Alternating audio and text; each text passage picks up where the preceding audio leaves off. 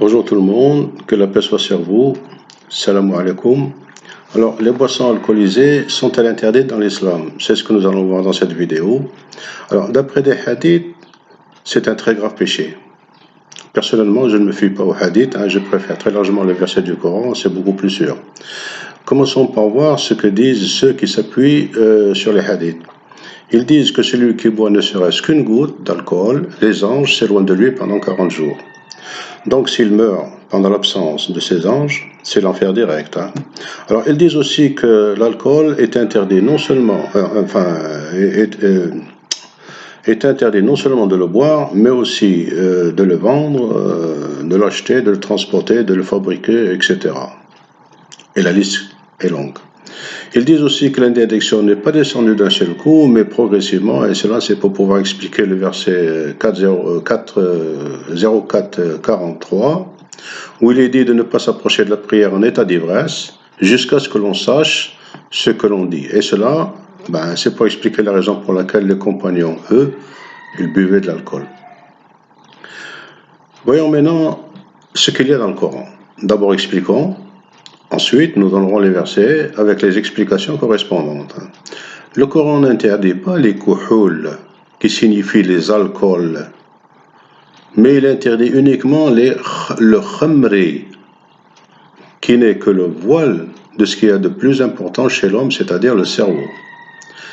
D'ailleurs, le verset 24-31 nous donne la définition du terme khamri, que nous, les hommes, avons transformé ce terme en lui donnant le nom de khimar. Dans le cas du khamri, dans le verset 02-219, il s'agit là non pas du voilage d'une partie du physique, mais du voilage de celui du cerveau, c'est-à-dire celui de la raison. C'est-à-dire l'ivresse, quoi. Quant au khamru, dans le verset 05-90, il s'agit de la matière qui peut voiler le cerveau en cas d'abus. Le khamri, c'est l'ivresse même, et non pas la matière. C'est donc bien le voilage du cerveau, c'est-à-dire l'inconscience.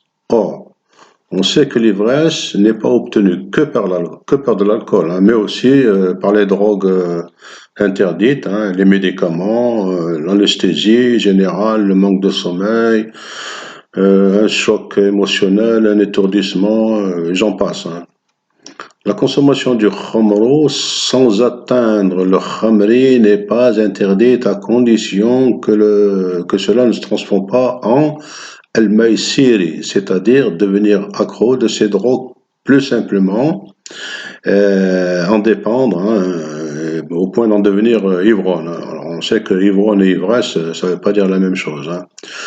Nous allons maintenant donner les versets qui citent le khamr et les expliquer suivant les règles grammaticales du Coran. Il n'y a que 2 versets et ils sont très explicites. Alors, le troisième donne les conséquences de ce que ferait le diable avec ces matières enivrantes. Je vais commencer par lire en arabe et l'expliquer ensuite en français.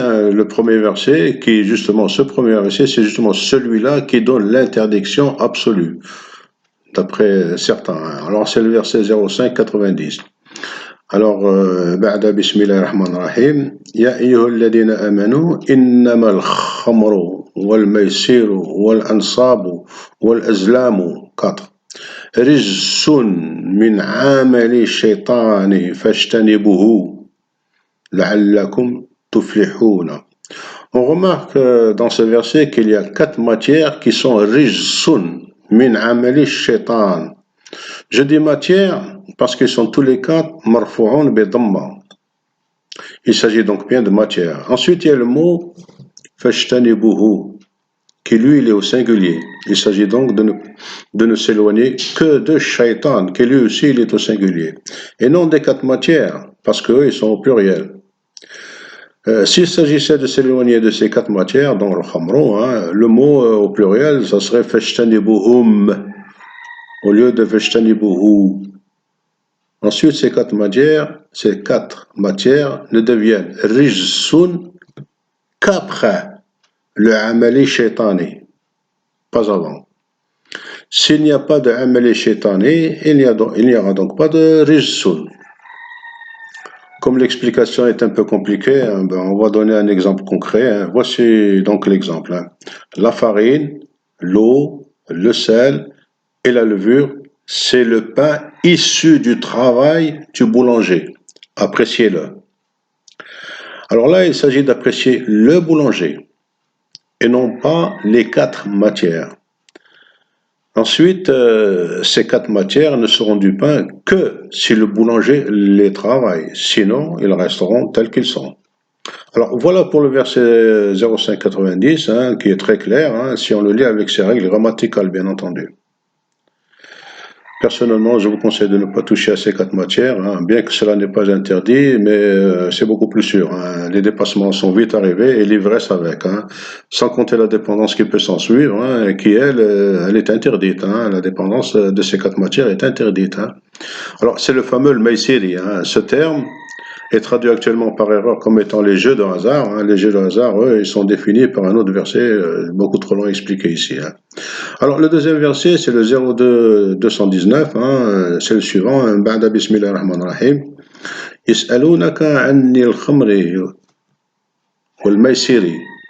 قل فيهما إثم كبير ومنافع للناس وإثمهما أكبر من نفعهما, etc. Hein, bon.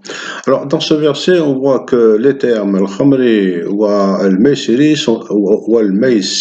sont tous les deux majrour. C'est-à-dire, là, c'est l'ivresse. C'est ce que l'on voit de ces matières-là, c'est-à-dire l'ivresse.